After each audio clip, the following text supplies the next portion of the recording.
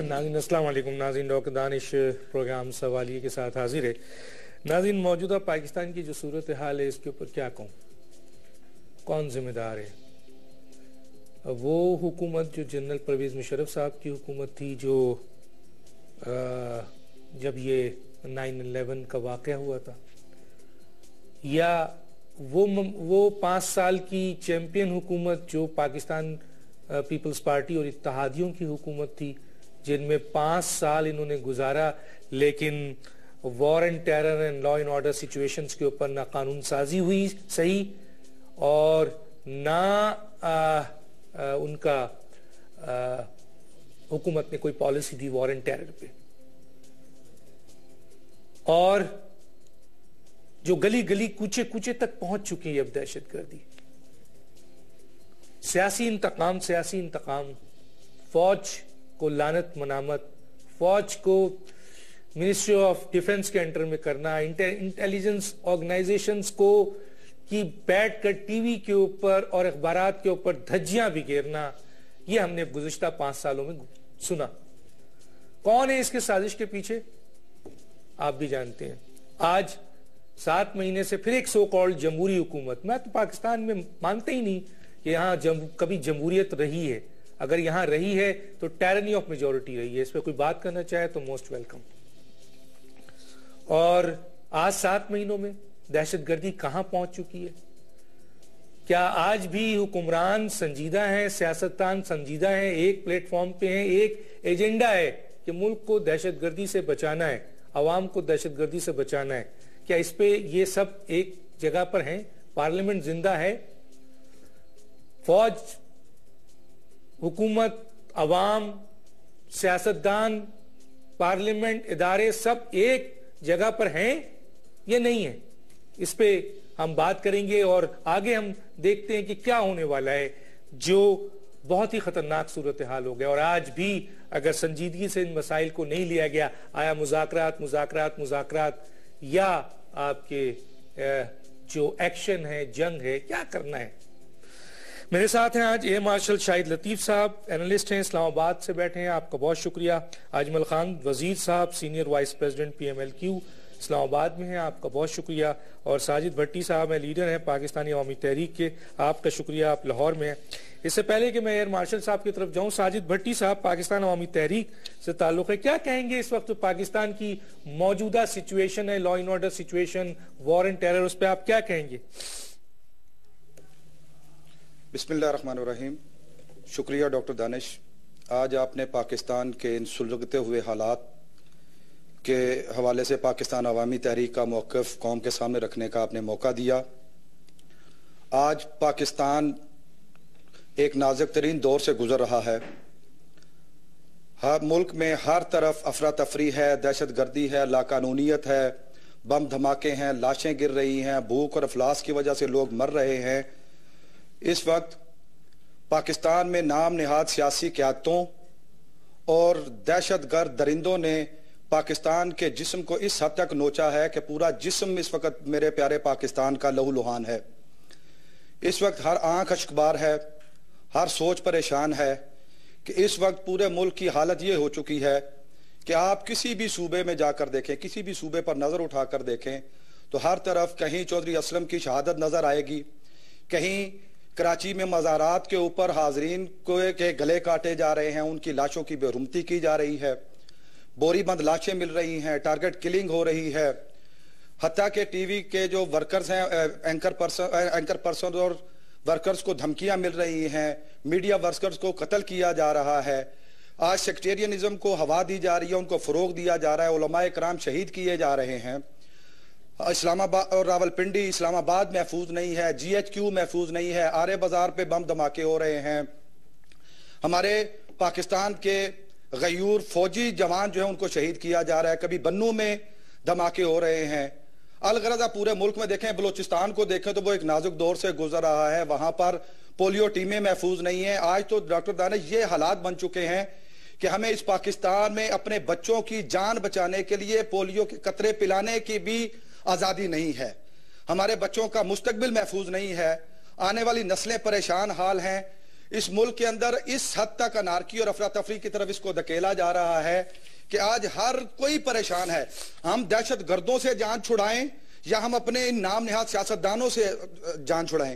ایک طرف ہمیں یہ دہشت گرد مار رہے ہیں, دوسری طرف عوام کو بھوک افلاس کی چکی میں پیسا جا رہا ہے. یہاں پر دوہرے قوانین بنائے جا رہے ہیں, یہاں پر حکمران عیاشیاں کر رہے ہیں اور غریب نہروں میں کود رہے ہیں. جہاں اس ملک کے اندر سنبل جیسی 3 سالہ بچی کی عزت محفوظ نہیں ہے. ڈاکٹر دانش, یہاں پر اپنے ماں باپ کے ساتھ مالی معاونت کرنے والی 10 سالہ بچی جو کسی گھر میں ملازمت کرتی ہے اس کی جان محفوظ نہیں ہے. یہاں درندوں کی سوسائٹی ہے, درندوں کی حکمرانی ہے. پورے ملک میں دیکھیں اس وقت دہشت گردوں سے پورے ملک کا کوئی کونا خالی نہیں ہے. تربت کی پہاڑیوں تک چلے جائیں, حتیٰ کہ گلگت چلاس تک چلے جائیں, وہاں پر بھی ہمارے جو بین الاقوامی سطح دنیا سے آنے والے سیاح ہیں ان کی جانیں محفوظ نہیں ہیں. پوری قوم اس وقت مایوسی کا شکار ہے, پریشان حال ہے. ٹھیک ہے, میں ساجد بٹی صاحب یہاں پہ میں آپ کو یہاں روکوں گا. آپ نے بتایا ہے ایئر مارشل صاحب, اس سے پہلے کہ میں آپ کی طرف آؤں چاہتا ہوں میں اجمل خان وزیر صاحب کی طرف. اجمل خان وزیر صاحب کیا کہیں گے, کیا بولیں گے آپ؟ موجودہ سچویشن کس کی ناکامی کہیں گے, کس کی تباہی کہیں گے, کون ذمہ دار ہے, کیا ہوگا آگے, کیا کہیں گے؟ دیکھیں ڈاکٹر صاحب, آپ کو یہ دیکھنا ہوگا کہ جو بھی حکومت آتی ہے اور جس طریقے کے الیکشن ہوئے ہیں آپ کو پتہ ہے اس پہ 100 قسم کے تحفظات ہے, لیکن پھر بھی جو بھی حکومت ہوتی ہے جو بیٹھی ہوتی ہے اس کے سب سے پہلی ریسپانسبلٹی یہ ہوتی ہے کہ وہ عوام کی جان اور مال کی تحفظ کرے. اب یہاں پہ مسئلہ یہ ہے کہ عوام کی جان اور مال کی تحفظ نہیں ہے, نہ جان کی تحفظ ہے نہ مال کی تحفظ ہے. اور پھر اس سے بڑھ کر آگے جو دنیاداری ہے اس میں اگر آپ دیکھیں بے روزگاری, مہنگائی, غربت, افلاس, جو ابھی میرے بھائی نے بات کی ہے, دہشت گردی, یہ ساری چیزیں بھی ساتھ ساتھ چل رہی ہے. اب مسئلہ یہ ہے کہ کیا ہمارے حکمرانوں کی فرسٹ پرائیورٹی یہ ہے, ول ہے کہ ان مسئلوں کو حل کرنے کے لیے عوام کی مینڈیٹ ان کے پاس ہے؟ میں کہتا ہوں نہیں ہے. اس لیے نہیں ہے کہ اگر یہ ہوتا تو صاف نظر آ جاتا. آپ مجھے ڈاکٹر صاحب یہ بتائیں کہ کیا ہمارے حکمران اگر واقعی پاکستان کے عوام سے ان کو اتنی ہی محبت ہوتی تو کیا ان کے مال باہر ہوتا ملک سے؟ باہر جا کر لوگوں کو کہتے ہیں کہ آئیں ہمارے ملک میں آپ انویسٹمنٹ کریں, اور خود اپنا پیسہ باہر لے جا کر وہاں پہ انویسٹمنٹ کرتے ہیں. اب یہ سے بڑا کنٹرڈکشن آپ کو کیا نظر آئے گا؟ اور پھر آپ یہ دیکھیں کہ یہاں پہ جو سب سے بڑا ڈاکو ہوتا ہے وہ آپ کے معاشرے کا اس وقت سب سے بڑا عزت دار بن کر سامنے بیٹھا ہوتا ہے اور فر کر بول رہا ہوتا ہے. میں حیران ہو جاتا ہوں اس چیز پہ کہ کیا کوئی ان سے پوچھنے والا ہے یا نہیں. ہماری طرف وہ کہتے ہیں کہ جی وہ جس تے گردانے اس دے کملے بھی سیانے. یہاں پہ تو یہ ہے کہ مائٹ از رائٹ, جس کے پاس پیسہ ہے, دولت ہے حرام کا, وہ اسمبلی میں جائے گا, وہ منسٹر بنے گا, وہ ایڈوائزر بنے گا, وہ حکمرانی کرے گا, وہ سب کچھ کرے گا.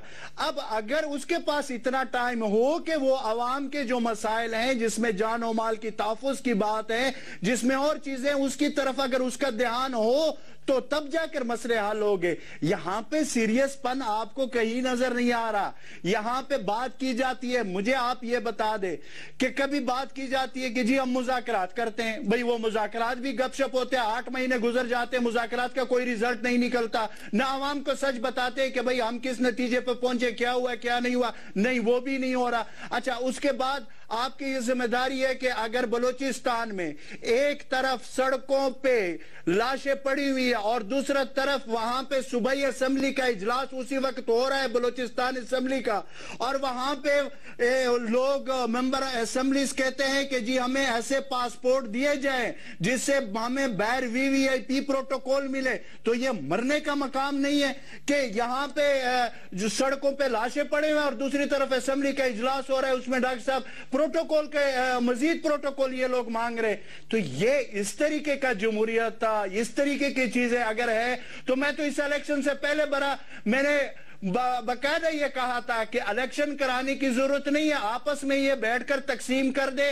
یہ سارا جو ہم کرتے ہیں, یہ جو ٹائم ویسٹ کرتے ہیں کہ یہ آپ کے, یہ آپ کے, یہ آپ کے. ابھی ٹھیک ہے, میں آگے بات کرتا ہوں آپ سے. میرے پاس ایئر مارشل شاہد لطیف. ایئر مارشل شاہد لطیف, یہ جو تھوڑا سا اسٹرائک ایکشن ہو رہا ہے اور یہ جو ایکشن کی طرف گئے ہیں، کیا یہ حکومت نے، آپ سمجھتے ہو کہ حکومت کا منشا تھا؟ کیا یہ جو 7 مہینے میں انہوں نے غیر سنجیدگی کا مظاہرہ کیا، ڈیلے کیا، اور اے پی سی اینڈ دس اینڈ دیٹ، کیا آپ سمجھتے ہیں کہ اس وقت جو صورتحال ہے اس میں افواج پاکستان نے جو بھی رول ادا کیا ہے یا کرنے جا رہے ہیں، وہ حکومت مجبور ہوئی کہ وہ اپنے بیانات دے، ورنہ ان کا موڈ تو نظر نہیں آ رہا تھا؟ کیا کہیں گے آپ؟ ڈاکٹر صاحب، اگر آپ اس پورے معاملے کا پس منظر دیکھیں تو آپ کو یاد ہوگا کہ جب حکومت الیکشن کیمپین میں تھی، جو آپ کی مین پولیٹیکل پارٹی ہے پی ایم ایل این، تو ان کے پری الیکشن کیمپین میں جو نمبر 1 ایجنڈا تھا وہ دہشت گردی کے اوپر قابو پانا تھا، اور اس کے لیے انہوں نے پوری قوم سے وعدے وعید کیے کہ جی مذاکرات کے ذریعے وہ دہشت گردی پر قابو پا لیں گے۔ تو پوری قوم کو انہوں نے ایک دلاسا اور ایک قسم کی امید ان کی فوری طور پہ جو ہی وہ حکومت میں آئیں گے تو وہ اس معاملے پہ قابو پا سکیں گے۔ ہوا اس کے بالکل برعکس، آپ نے دیکھا کہ جو ہی یہ حکومت میں آئے وہ دہشت گردی بڑھ گئی، اور اب کسی کو کچھ سمجھ نہ آئی، جو قوم اس امید پر جنہوں نے انہیں ووٹ دیے تھے کہ جی ان کے پاس دہشت گردی کا علاج ہے اور ملک میں امن و سکون پیدا کیا جائے گا، وہ تو ایسا ہرگز نہیں ہوا۔ تو کیا ہوا؟ اور یہ کیا وعدے وعید جو تھے یہ کیا تھے؟ یہ کس انڈرسٹینڈنگ پہ اس قوم کے ساتھ وعدے کیے تھے آپ نے؟ اور اگر کیے تھے تو ان کو آپ پورا کیوں نہیں کر سکے؟ پہلی بات تو یہ کہ اس کا جواب اس قوم کو چاہیے کہ کن وعدوں کی بنا پر آپ نے اس طرح کی انڈرسٹینڈنگ قوم کو دی تھی۔ جب پھر پینک سیٹ ان ہوئی، بہت سارے دہشت گردی کے واقعات ہوئے، تو آپ نے دیکھا کہ حکومت کوئی 2-3 مہینے کے بعد ایک نیشنل سیکیورٹی پالیسی کے نام سے ایک ڈاکومنٹ آپ کے سامنے پیش کر دی گئی، اور جس کے بارے میں بڑے خد و خال جو تھے وہ بیان کیے گئے، اور خاص کر کہا گیا کہ جی اس کے تحت ایک ریپڈ ڈپلائمنٹ فورس بنے گی۔ وہ کہاں ہے ریپڈ ڈپلائمنٹ فورس؟ آپ نے دیکھا کہ تب سے لے کے اب تک حملے بھی ہوتے رہے، خون بھی بہتا رہا، لوگوں کی جان و مال جو تھی اس کا بھی ضیاع ہوتا رہا، اور آج تک کوئی ریپڈ ڈپلائمنٹ فورس، کوئی ایسی چیز نظر نہیں آئی جو فوری طور پر لوگوں کی جان و مال کی حفاظت کر سکے۔ تو یہ ہے اس کا پس منظر۔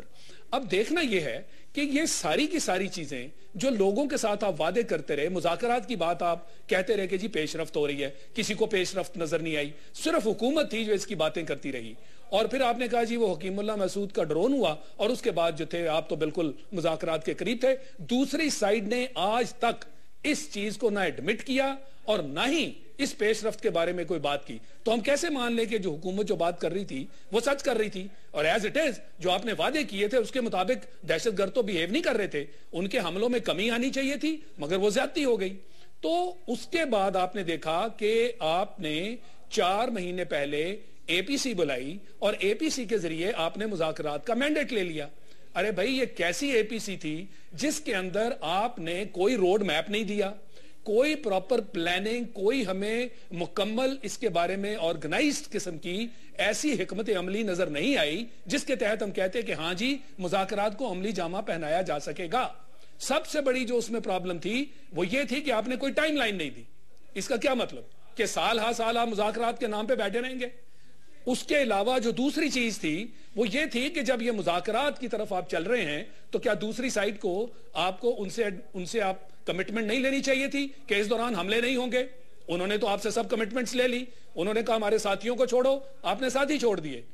یہ کھلے عام نہیں کہا پر یہ انڈرسٹوڈ ہے کہ پھانسی کی سزائیں انہوں نے معطل کرا دی، اور جو ساتھی آپ سے نہیں چھڑا سکے وہ جیلوں سے لے کے چلے گئے۔ آپ نے کیا کیا؟ تب سے لے کے آج تک یہ لوگ باقاعدہ آپ پہ تابڑ توڑ حملے کرتے رہے ہیں، اور مذاکرات کے نام پہ خون خرابہ جاری ہے، اور آپ میں یہاں روکوں گا، اور کچھ نہیں کیا۔ میں یہاں روکوں گا، میں آگے یہی سوال کرنے جا رہا ہوں سر، یہ تو پس منظر ہے نا سر، یہ ساری چیزیں تو ہیں جی، ابھی میں آپ کی بات کا جواب دینے والا، لیکن میں پس منظر کے ساتھ ساتھ یہ تو ہو گیا، میں تو پہلے ہی انٹرو میں بتا چکا تھا کہ پرویز مشرف سے لیا جائے یا 5 سال جو بھرپور جشن منا رہے ہیں کہ ہم نے جی جمہوریت کی بہت بڑی بات کر دی کہ جی ہم نے 5 سال حکومت چلا لی۔ ارے 5 سال تم نے حکومت کیا چلائی ہے؟ کہاں پہنچی ہے حکومت؟ کہاں پہنچی ہے مملکت؟ کہاں پہنچے ہے عوام؟ کہاں آپ کا پاکستان کہاں پہنچا ہے؟ کچھ کر کے دیا ہے آپ نے؟ اور پھر یہ 7 مہینے سو کالڈ جمہوریت. تو میں یہ پوچھنا چاہ رہا ہوں کہ آج جو دہشت گردی ہو رہی ہے، فوج ماری جا رہی ہے، عوام ماری جا رہی ہے، دنیا ماری جا رہی ہے، تو اس کا اب کیا کرنا ہے؟ کیا صورتحال ہے؟ کون اس کو ذمہ دار ہے؟ اور کس ذمہ داری کو کس کے گلے میں ڈال کر اس کو سزا دی جائے؟ ظاہر ہے عوام کو، عوام جب تک، اور آج ایسا لگ رہا ہے کہ عوام اور فوج پھر ایک طرف کھڑے ہو گئے اور باقی جو سیاستدان اور حکمران ہیں وہ سیاست کر رہے ہیں. کوئی حکومت بچانے کی کوشش کر رہا ہے، کوئی اپنی سیاست کرنے میں لگا ہوا ہے. اس کے اوپر ہم بات کریں گے. ایک چھوٹا سا بریک، پھر واپس آتے ہیں.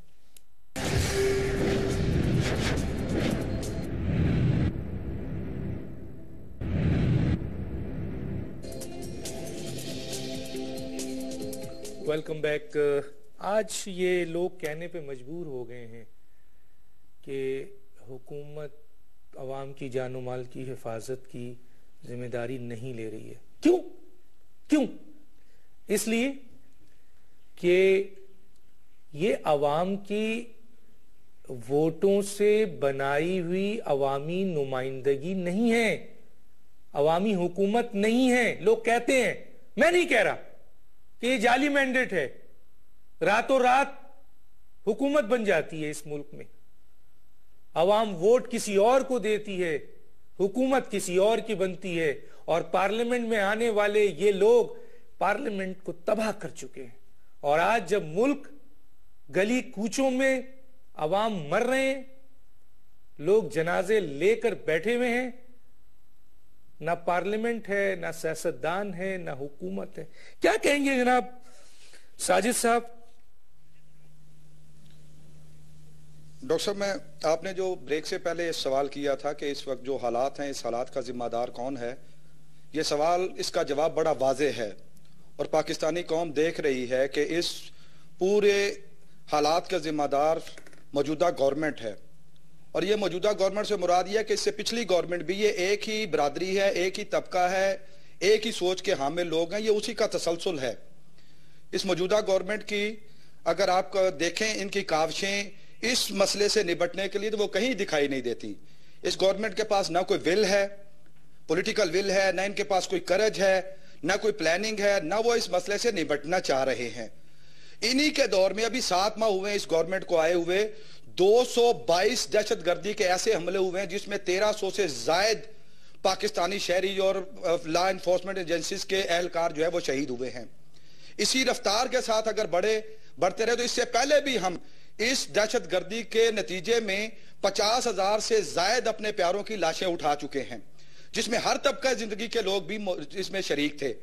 ڈاکٹر دانش، یہ اس وقت ملک جن حالات سے گزر رہا ہے، ان حالات کے ذمہ دار یہ موجودہ حکمران، موجودہ سیاستدان ہیں، جنہوں نے میرٹ کی دھجیاں بکھیری ہیں. اس وقت تک اس ملک کے اندر جو ہے امن و امان قائم نہیں ہو سکتا جب تک رول آف لا جو ہے کو نہیں نفاذ کیا جاتا، جب تک مختلف اداروں کے سربراہان کو میرٹ کی بنیاد پر بھرتی نہیں کیا جاتا، جب تک میرٹ کی دھجیاں بکھرتی رہیں گی، جب تک اکبرہ پروری کا خاتمہ نہیں ہوتا، جب تک یہ کرپشن اور مال لوٹ مار کے کہ اپنے ایجنڈے کو کلوز نہیں کرتے اور اپنی توانائیاں اس طرف نہیں کرتے، اس وقت تک امن نہیں ہو سکتا. اور دوسری بات کہ ان کی اب تک کے اخلاص کا واضح مظاہرہ یہاں سے کیا جا سکتا ہے کہ انہوں نے اپنے منشور میں بھی اس بات کا اظہار کیا تھا کہ ہم جب آئیں گے تو ملک سے دہشت گردی کا خاتمہ کریں گے، اور دہشت گردی کے خاتمے کے لیے انہوں نے کہا کہ ہم مذاکرات کریں گے. میں شاہ لطیف صاحب کی بات کو آگے بڑھاؤں گا کہ مذاکرات کے لیے ان کو اے پی سی میں مینڈیٹ ملا. مینڈیٹ ملنے کے بعد انہوں نے کوئی مذاکرات کے لیے کوئی لائحہ عمل وضع کیا ہو. لائحہ عمل کے لیے ضروری ہے کہ یہ پتہ چلے کہ مذاکرات کون کرے گا، مذاکرات کس سے کیے جائیں گے، مذاکرات جو ہیں وہ کس بنیاد پر ہوں گے، کن شرائط پر ہوں گے، کن کنڈیشنز پر ہوں گے، اور اس کے لیے کوئی ٹائم لیمٹ کتنے عرصے میں ہوں گے. آج حالات یہ ہیں کہ انہیں یہی نہیں پتا چل رہا. وہ پہلے کہتے رہے جی کہ ہم مذاکرات کریں گے، 2 مہینے قوم کو اس چکر میں لگائے رکھا کہ جو مذاکرات ہم کریں گے. پھر پتا چلتا ہے نہیں جی مولانا اے آئیں گے، ان کو ہم نے کہا کہ وہ مذاکرات کریں، پھر مولانا دوسرے آئیں گے وہ مذاکرات کریں گے، پھر سیاسی جماعت کا کوئی تیسرا بندہ آئے گا وہ مذاکرات کرے گا. ابھی تک تو گورنمنٹ کی سائڈ پہ نہیں پتا چل رہا کہ مذاکرات انہوں نے ان میں سے کرنے کس نے ہیں، اس کے پاس اختیار کس کے ہے. اور ہر کسی کو پتا ہے کہ آئینی طور پر یہ ذمہ داری گورنمنٹ کی ہے. اس میں کسی اور جماعت کی کسی فرد کی ذمہ داری نہیں ہے. تو اس اینڈ پہ تو یہ کلیئر نہیں, اور دوسرے اینڈ پہ بھی انہیں نہیں پتا چل رہا کہ بات کرنی کس سے ہے. وہ کہتے ہیں جی ہم اچھے طالبان سے بات کریں گے, برے طالبان سے بات نہیں کریں گے. تو میرا سوال یہ ہے کہ 7 مہینے ہو گئے آپ کی گورنمنٹ کو آئے ہوئے, 7 مہینے میں اس قوم کے سامنے کوئی ایک اچھا طالب تو لا کر دکھائیں جس سے آپ بات کرنا چاہتے ہیں. ٹھیک ہے, میں بات کروں گا آپ کو. میں ذرا سا آتا ہوں اجمل خان صاحب. 7 مہینے میں وہ کہتے ہیں کہ کوئی ایک اچھا کام, کیا کہتے ہیں وزیر صاحب, کس کی ذمہ داری ہے, کس کا گریبان پکڑا جائے بتائیں؟ پرویز مشرف صاحب کو پکڑا جائے, یا آصف علی زرداری صاحب کو پکڑا جائے, یا میاں نواز شریف صاحب جو موجودہ حکومت کے, یا یہ سارے لوگوں کو پکڑا جائے؟ میرے خیال میں ڈاکٹر صاحب ہمیں دیکھنا یہ ہوگا کہ آپ مشرف کو تو گئے ہوئے میرے خیال میں اب 6-7 سال ہو گئے ہیں, اس کو تو اب وہ تو بہت قصہ پرانا ہو گیا. اس کے بعد ایک جمہوری حکومت جس طریقے سے آئی اور پھر اس کے بعد اس نے 5 سال گزارے, پھر ابھی یہ ہے. ایک بات تو کلیئر ہونی چاہیے کہ یہ جو الیکشن ہوا ہے یہ تو 4 بندوں نے آپس میں بیٹھ کر ڈیسائیڈ کیا کہ یہ تقسیم ہوئی ہے, 4 لوگوں نے تقسیم کی ہے آپس میں. ایک تو یہ بڑی کلیئر سی بات ہے 2013 کا الیکشن. اچھا, دوسری بات یہ ہے کہ یہاں پہ ہو کیا رہا ہے وہ دیکھیں. اب یہ میرے بھائی نے جو بات کی ہے, یہاں پہ جب مذاکرات کی بات ہوئی ہے, ایک APC ہوئی تھی, مجھے اچھی طرح یاد ہے, مولانا فضل الرحمان صاحب نے کی تھی, اس میں میں خود موجود تھا, میں نے اپنی جماعت کی طرف سے اس ڈکلریشن پہ سائن کیے ہوئے ہیں. اس میں جب ہم بیٹھے تو میاں نواز شریف صاحب بھی اس میں موجود تھے.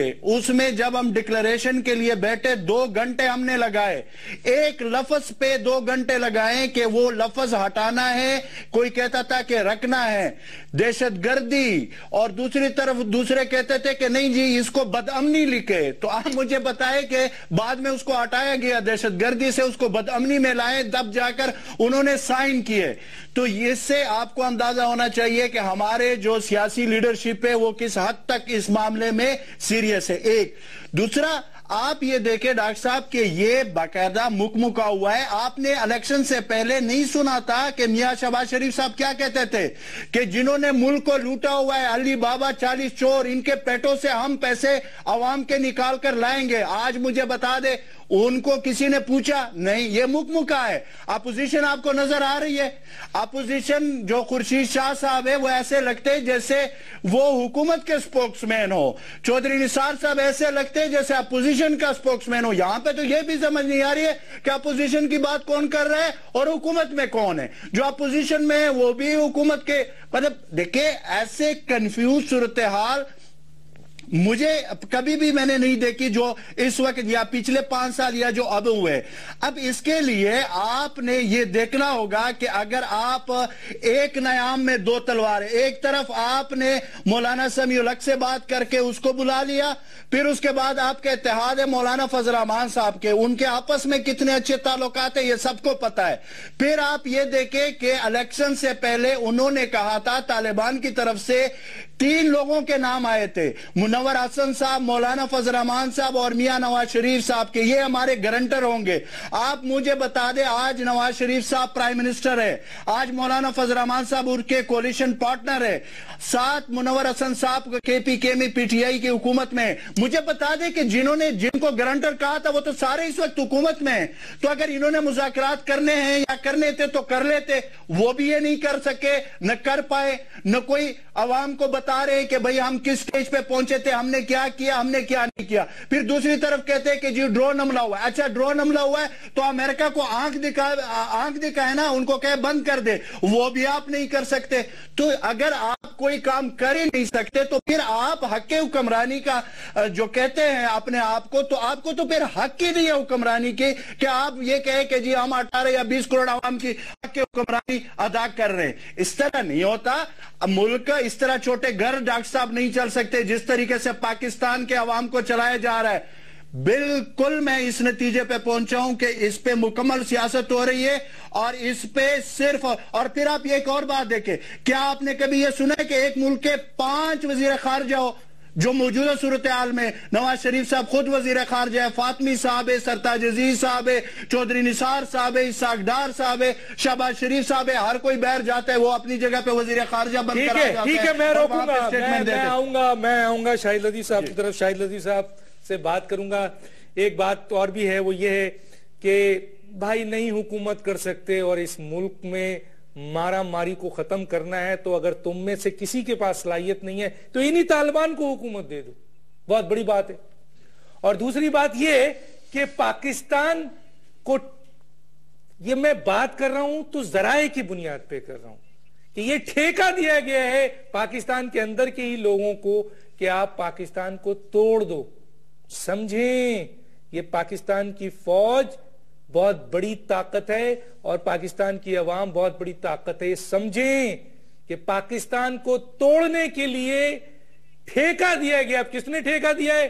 جو آپ کے مخالفین ہیں، جو آپ کے ملک کو توڑنا چاہتے ہیں، ان ملکوں نے۔ کن کو؟ ہمیں۔ جی شاہد لطیف صاحب کیا کہیں گے؟ اتنا کھل کے بولیں، اور کیا بولیں شاہد لطیف صاحب؟ ڈاکٹر صاحب بات یہ ہے کہ کس کو نہیں معلوم کہ جو غیر ملکی طاقتیں ہیں، جس کو ہم ایکسٹرا ریجنل فورسز کہتے ہیں، ان کا اس ملک کے اندر اس وقت کردار کیا ہے؟ کیا یہ کوئی ڈھکی چھپی بات ہے؟ بلوچستان میں جو را کا رول ہے، کوئی ڈھکی چھپی بات ہے؟ ایکس آرمی چیف انڈیا کا وی کے سنگھ اپنی کتاب میں اس نے لکھا کہ ٹی ایس ڈیز کے نام سے خفیہ یونٹس تیار کیے گئے، جن کا کام تھا انڈیا میں دہشت گردی کروانا، پاکستان کے خلاف پروپیگنڈا کرنا، جس کا کام تھا پاکستان میں دہشت گردی کروانا، جس کا کام تھا لوگوں کو ایجنٹس کے ذریعے بلوچستان سے پک کرنا، کنڑ نورستان لے کے جانا، وہاں ان کو ٹرین کرنا، پاکستان میں دہشت گردی کروانا۔ ارے بھائی، یہ ان رائٹنگ ہے، ان کا ایکس آرمی چیف لکھ رہا ہے۔ آپ ان سے گلے ملنے کے لیے بے چین ہیں، آپ نے ان کے سامنے ہاتھ باندھے ہوئے ہیں۔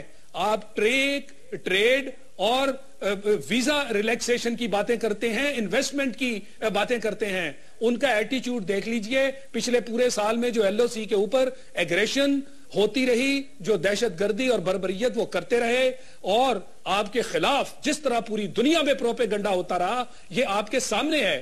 اور آپ کہہ رہے ہیں جناب کہ یہ ان کے ساتھ ہمیں بھائی چارہ کرنا ہے، امریکہ کے ساتھ آپ اس لیے ایڑیاں رگڑ رہے ہیں ان کے سامنے کہ ان کے پیسے کے بغیر آپ کا خزانہ نہیں چلتا۔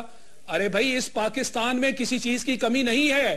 جب آپ اکانومی کی بات کرتے تھے تو آپ نے آتے ہی کہا جناب ٹیکس کے اوپر بڑی ریفارمز ہوں گی۔ ٹیکس آپ نے جی ایس ٹی لگا دیا، غریب لوگوں کی کمر اور توڑ دی۔ ہم جس ٹیکس کی باتیں کرتے ہیں وہ انکم ٹیکس ہے۔ 3.5 ملین لوگ جن کے ذمے ٹیکس ادا کرنا ہے، جو اس ملک کے امیر ترین لوگ ہیں، ان میں سے مور دین ہاف جو ہیں ان کے پاس ٹیکس نمبر نہیں ہے۔ پارلیمنٹ میں جو لوگ بیٹھے ہوئے موجود ہیں، زیادہ تر ان میں سے ان کے پاس بھی ٹیکس نمبر نہیں ہے، نیشنل ٹیکس نمبر نہیں ہے۔ 3.5 ملین میں سے صرف 0.8 ملین لوگ ٹیکس دیتے ہیں۔ آپ اس ملک کی اکانومی ٹھیک کرنے چلے ہیں، دہشت گردی کا جو عالم ہے وہ آپ کے سامنے ہے۔ یہ دو آپ کے مین پرابلمز ہیں، مگر ان مین پرابلمز کو آپ حل کیسے کریں گے؟ سب سے پہلے آپ کو معلوم ہے کہ جب یہ الیکشن سے پہلے الیکشن کمیشن بنا تھا، وہ غیر آئینی تھا، اور بہت شور شرابہ ہوا اس کے اوپر۔ جن لوگوں کو وہاں پوسٹ کیا گیا ان کے ذمے تھا کہ حکومت کیسے بنے گی اور کس کی بنے گی، اس کے مطابق وہ حکومت بنائی گئی۔ اور جب وہ حکومت بن گئی، اس کے بعد جو شور اور واویلا مچا، اس کے تحت الیکشن ٹرائبونلز کے پاس ڈھیروں کیس پڑے ہوئے ہیں۔ اب اس میں سے کسی کیس کی آج تک نہ چھان بین ہوئی اور نہ اس کا نتیجہ نکلا۔ اور جب نادرا کے ایک چیئرمین نے وہاں تک تقریباً وہ پہنچ گیا کہ فنگر پرنٹس تک اس نے کہا میں ڈیٹیکٹ کر کے بتاؤں گا کہ دھاندلیاں کیسے ہوئیں، آپ نے اس کو فارغ کر دیا۔ کیا یہ دنیا کو نہیں معلوم کہ عدالتوں نے اس کو بے گناہ قرار دیا؟ آپ نے اتنا پریشر اس پہ ڈالا کہ اس بندے کو اپنی ڈیوٹی سے ریزائن کرنا پڑا۔ ان حالات میں آپ کہیں کہ آپ اس ملک کے خیر خواہ ہیں، ڈالر کدھر جا رہا ہے، بے روزگاری کہاں ہے، غربت کہاں پہنچ گئی، اور آپ بلٹ ٹرین اور آپ میٹرو بس کی باتیں کرتے ہیں۔ آپ اس قوم کا دھیان جو ہے وہ یوتھ فیسٹیولز میں لگانا چاہتے ہیں۔ بھائی، قتل و غارت ہو رہی ہے، لوگوں کی جان و مال کی حفاظت نہیں ہو رہی، یہ ذمہ داری حکومت وقت کی ہے۔ آپ کا آئین کہتا ہے کہ حکومت وقت اگر لوگوں کے جان و مال کی حفاظت نہیں کر سکتی تو اس کو حکومت چلانے کا حق نہیں ہے. آپ کہتے ہیں مشرف نے آئین توڑا, آپ روز آئین توڑتے ہیں, آپ آئین کے پابندی نہیں کرتے. آپ نے جب کہا تھا کہ جناب صادق اور امین ہوں گے جو لوگ نامینیشن پیپرز کے بعد سکروٹینی میں کلیئر ہوں گے, 25,000 ایپلیکیشنز گئیں, کوئی 62 63 ان کے اوپر نہیں لگا, اور 25,000 کے 25,000 صادق اور امین بن کے پارلیمنٹس میں آ گئے. ان میں قرضہ چور بھی ہیں, ان کے اندر ٹیکس چور بھی ہیں, ان کے اندر جعلی ڈگری ہولڈرز بھی ہیں. آپ نے سب کو صادق اور امین بنا دیا. آپ کیسے ایکسپیکٹ کرتے ہیں کہ یہ ملک ٹھیک چلے گا؟ میں مارشل صاحب میں روکوں گا. ناظرین ایک بات بتاتا چلوں, اگر طالبان اس حکومت میں آ گئے تو عوام تو پھر بھی بچ جائے گی. یہ جو بنکروں میں چھپے ہوئے ہیں نا, جو حکومت بنتے ہیں, جو پولیٹیکل پارٹیز بنتے ہیں, لیڈر بنتے ہیں, بڑے بڑے دعوے کرتے ہیں, یہ جو مختلف صوبوں میں بیٹھے ہوئے حکومت چلا رہے ہیں, سب سے پہلے آپ کو مارا جائے گا. ذرا سمجھیں, عوام کو کچھ نہیں کہا جائے گا, عوام کو تو ابھی کہا جا رہا ہے. تو آنے دے پھر ان کو, طالبان کو, کم از کم عوام تو بچے گی. اور آپ ایک بات سوچیں جو میں کہنے چاہ رہا ہوں ان عوام کو, یہ بھی تو بے حس عوام نے, کہ اگر آپ کو طاقت دینی ہوتی تو بلدیاتی انتخابات کراتے. یہ صرف ایک صوبے میں ہوا ہے, کہاں ہے 3 صوبے میں, کہاں ہے؟ دینے ہی نہیں چاہتے آپ کو طاقت. ایک چھوٹا سا بریک, پھر واپس.